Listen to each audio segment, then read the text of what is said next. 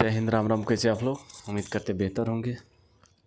आज हम इस वीडियो में पढ़ने वाले प्रैक्टिस सेट 19 जो 7500 प्लस MCQ है एडिटेरिया वाला, उसी को। तो चलिए देर न करते हुए वीडियो करते स्टार्ट। चैनल में नए हैं तो चैनल को कर दीजिएगा सब्सक्राइब, बेल आइकन को प्रेस कीजिएगा ताकि जो भी वीडियो अपलोड करें आप लोगों को पता चलते रहे। चलिए देर न करते हुए वीडियो को स्टार्ट करते क्वेश्चन नंबर 1 से। क्वेश्चन नंबर 1 में क्या है? पशुपति मुहर सिंधु घाटी सभ्यता के किस स्थल से मिली? तो ये मिला हुआ है मोहनजोदाड़ो से। ऑप्शन डी सही जवाब है। निम्नलिखित में से कौन से हड़प्पा स्थल भारत में स्थित है? थोड़ा ऊपर कर देते हैं। तो इसमें भारत में स्थित कौन सा है? 2 और 3 है, पीताथल, मिताथल और बनवाली, ये दोनों हैं। तो सी इसका सही जवाब हो जाएगा। गुप्त द्वारा जारी किए गए चांदी के सिक्के कहलाते थे? चांदी के सिक्के क्या कहलाते थे? रूपक कहलाते थे। ऑप्शन डी सही जवाब। नेक्स्ट में है असबाब ए बगावत ए हिंद नामक पुस्तक का संबंध किससे है? तो यह है 1857 के विद्रोह से। Option C. कलचुरी वंश की स्थापना निम्न में से किसने की थी? तो ये किया था कोक्कल प्रथम ने। ऑप्शन बी सही जवाब हो जाएगा। गोपाल कृष्ण गोखले ने वायसराय कर्जन की तुलना किससे की है? तो ये किया है औरंगजेब से। गुलामों की देखभाल के लिए किसने एक पृथक विभाग बनाया? तो ये बनाया फिरोज तुगलक। ऑप्शन डी हो जाएगा। भारत में मुगल सत्ता का सर्वाधिक विस्तार किसके समय में हुआ था? तो ये हुआ था औरंगजेब के समय में। Option D. 9 में भारत छोड़ो आंदोलन के दौरान गठित समानांतर सरकारों में से सबसे लंबे समय तक चलने वाली सरकार कौन थी? ये थे 17। ऑप्शन बी हो जाएगा। इंडिया डिवाइडेड पुस्तक निम्नलिखित में से किसके द्वारा लिखी गई थी? तो ये लिखा गया था डॉक्टर राजेंद्र प्रसाद द्वारा। 11 में है निम्नलिखित में से किसने खिलाफत आंदोलन के संबंध में कहा था कि हिंदुओं और मुसलमानों में एकता स्थापित करने का ऐसा अवसर आगे 100 वर्षों तक नहीं मिलेगा? महात्मा गांधी।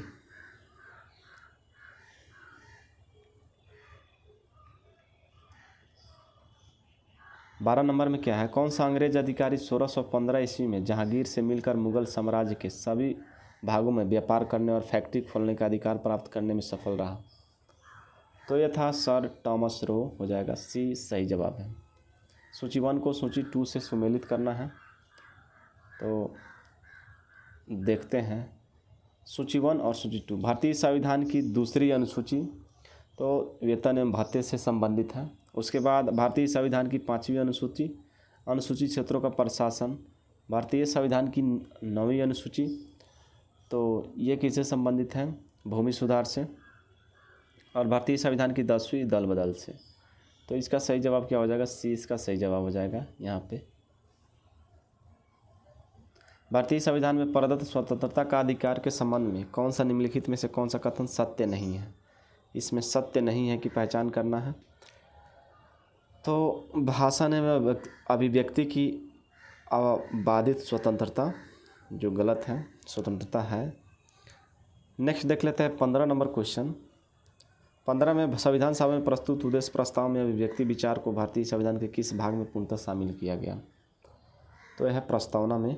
ऑप्शन डी सही जवाब हो जाएगा। करों और सरकारी सब कामकाज के निर्वहन में हुई अन्य प्राप्तियों से संघीय सरकार को प्राप्त हुआ समूचा राजस्व जमा होता है। तो यह होता है भारत की संचित निधि में। Option C. 17 में है निम्नलिखित में से किसके विरुद्ध जनहित याचिका दायर नहीं की जा सकती है? तो ये निजी पक्षकार के खिलाफ। 18 में क्या है? भारत में अविश्वास प्रस्ताव के संदर्भ में निम्नलिखित कथनों पर विचार कीजिए और इसमें सही कथन की पहचान करना है। तो भारतीय संविधान में कहीं भी अविश्वास प्रस्ताव का उल्लेख नहीं किया गया है, ये भी सही है। अविश्वास प्रस्ताव केवल लोकसभा में से पुनः स्थापित किया जा सकता है, ये सही है। अविश्वास प्रस्ताव लाने हेतु न्यूनतम 50 सदस्यों का समर्थन आवश्यक है। तीनों सही है, तो इसमें डी इसका सही जवाब हो जाएगा। अन्य से देख लेते हैं। स्वतंत्रता के पूर्व किस प्रांत में महार समुदाय को अछूत माना जाता था? तो ये बम्बई प्रांत में माना जाता था। Option B. पालकोंडा पर्वत किस राज्य में स्थित है? तो स्थित है आंध्र प्रदेश में। 21 देख लेते हैं। 21 में निम्नलिखित में से कौन सी चट्टान अत्यधिक ताप या दबाव द्वारा रूपों में परिवर्तित दर्शाती है? तो ये है कायांतरी चट्टान, ऑप्शन बी। सूची 1 को सूची 2 से सम्मिलित कीजिए तथा नीचे दिए कोड का उपयोग सही उत्तर का चयन करें। तो एंडीज कहाँ है, एंडीज कहाँ की है? तो एंडीज है दक्षिण अमेरिका। अल्ताई है एशिया का। आल्पस है यूरोप का और अल्पेशियन है उत्तरी अमेरिका का। तो इसमें सही जवाब सी हो जाएगा यहाँ पे। 23 में क्या कह रहा है? 23 में 2011 के जनगणना, भारत की जनगणना के अनुसार घटते जनसंख्या घनत्व वाले राज्यों का निम्नलिखित में से कौन सा सही क्रम है? घटते बताना है। तो बिहार में सबसे ज़्यादा जनसंख्या, उसके बाद पश्चिम बंगाल, केरल और उत्तर प्रदेश में। 24 में क्या कह रहा है? 24 में निम्नलिखित में से कौन सा मैग्नीज उत्पादक क्षेत्र कर्नाटक में स्थित नहीं है? तो श्रीकाकुलम कर्नाटक में नहीं है, नहीं तो बेलारी, शिमोगा और चिक्कमंगलुरु, ये तीनों कर्नाटक में। 25 देखते हैं, बड़ा है क्या क्वेश्चन।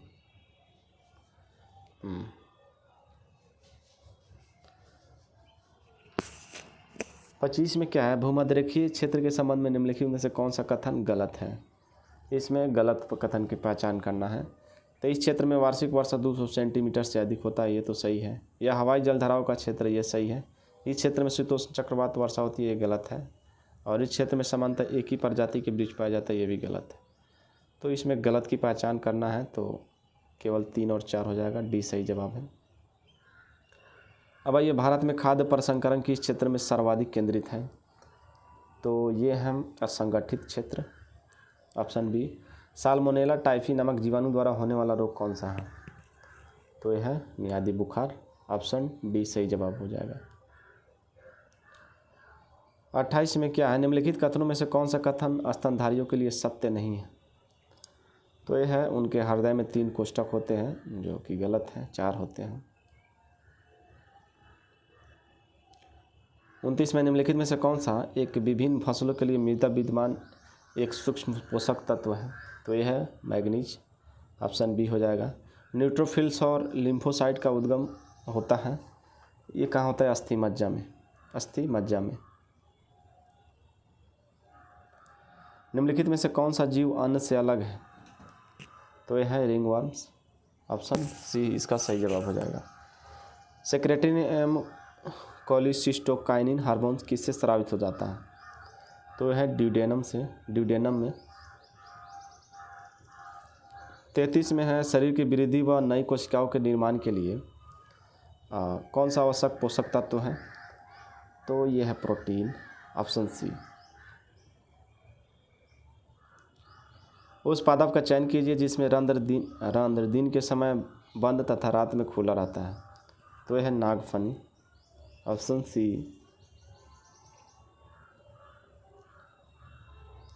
35 देख लें, निम्नलिखित में से किसमें नर तथा मादा युग्मविद अनिश्चित तथा स्वतंत्र जीव होते हैं? वो है स्फैग्नम। निम्न से कौन सा युग्म ऊष्मा का अच्छा चालक है? तो यह है रजत तथा ताम्र, ऑप्शन बी।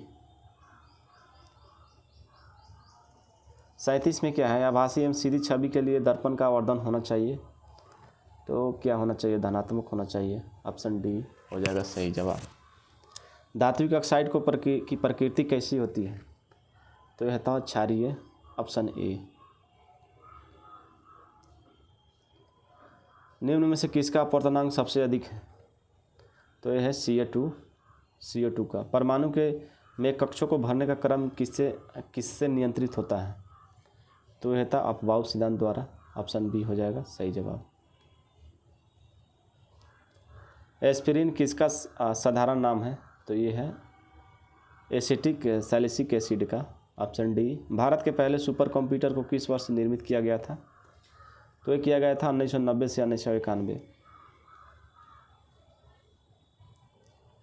ऋणात्मक होलो रिक्तियों के कारण किस प्रकार के अर्धचालकों में इलेक्ट्रॉन का संवहन होता है? इन प्रकार के अर्धचालकों में, ऑप्शन बी। जेट इंजन का आविष्कार किसने किया था? Sir Frank Whittle, option D.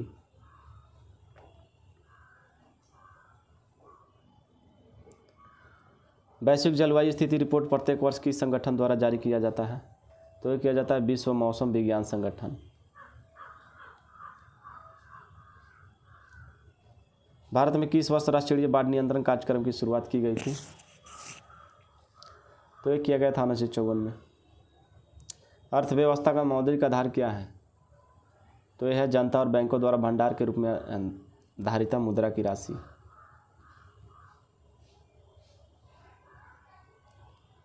खाद्य संरक्षण आयोग निम्नलिखित में से किस अधिनियम के अंतर्गत स्थापित एक वैधानिक निकाय है? तो यह है राष्ट्रीय खाद्य सुरक्षा अधिनियम 2013। 49 देख लेते हैं। किस समिति की सिफारिश पर 1 जुलाई 1955 को इंपीरियल बैंक का राष्ट्रीयकरण कर स्टेट बैंक ऑफ इंडिया की स्थापना की गई? तो ये था गोरेवाला समिति, ऑप्शन बी हो जाएगा। सूची 1 को सूची 2 से सुमेलित कीजिए तथा नीचे दिए कूट भाषा का प्रयोग कर सही उत्तर का चयन कीजिए। हॉर्नबिल फेस्टिवल कहाँ मनाया जाता है? ये मनाया जाता है नागालैंड में। उसके बाद संघाई पर्व मणिपुर में, राजहंस पर्व आंध्र प्रदेश में और हेमिस लद्दाख में।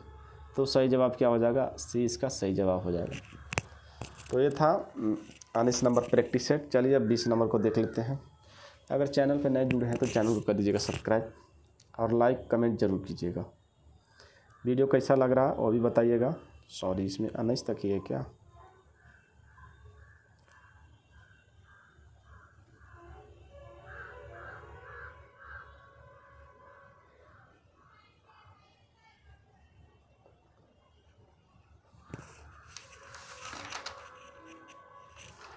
नहीं है।